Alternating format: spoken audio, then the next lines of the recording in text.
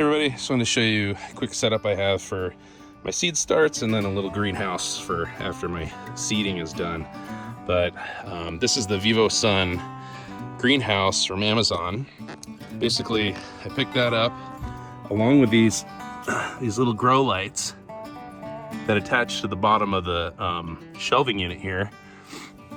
And underneath, I have these heating pads.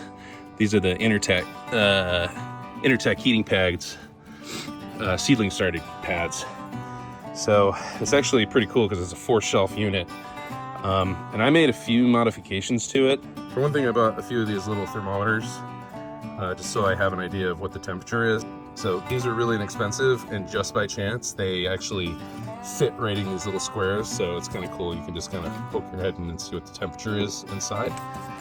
The other thing I did was actually put an electrical box on the back, and I did that because I had all the electricity originally on the inside of this and it was getting really moist and it had me pretty concerned.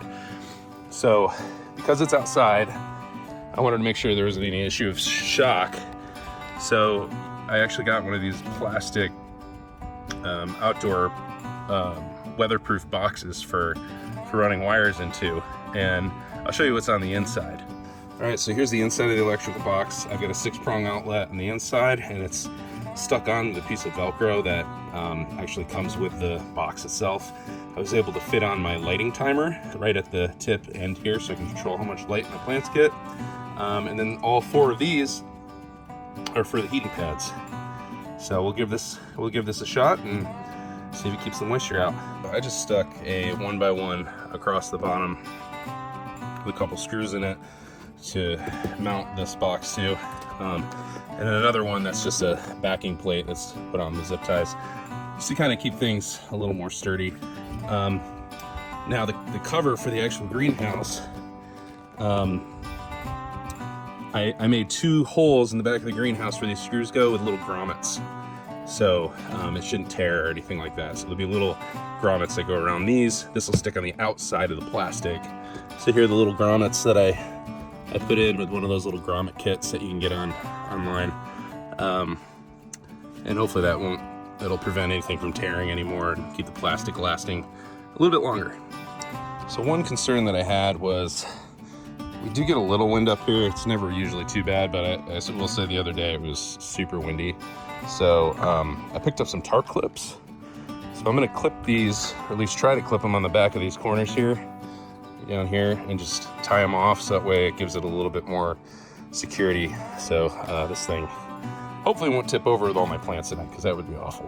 Went ahead and trimmed and burned the ends of that little rope that I have. And this is clipped on nice and tight. Hopefully it doesn't mess up the sewing there. It's a little concerning, but there's no way. I don't think the wind's gonna really do much to that. I think in hindsight, what I still might do is actually just use the grommets that I have, and just put a grommet hole right here, and that way I can just tie it around the thing. It'll be way more secure, and this tarp clip won't damage it, but yeah, we'll do that for next time. You can fit 2 trays across if you want, or vertically, depending on how you want to grow. I don't really need this many seedlings, but I don't know, this became a kind of a fun project for the kids. The thing that I did is I actually took this pole off of the baby gate. It doesn't come with a center pole for the top, and I wanted to be able to put another light up here.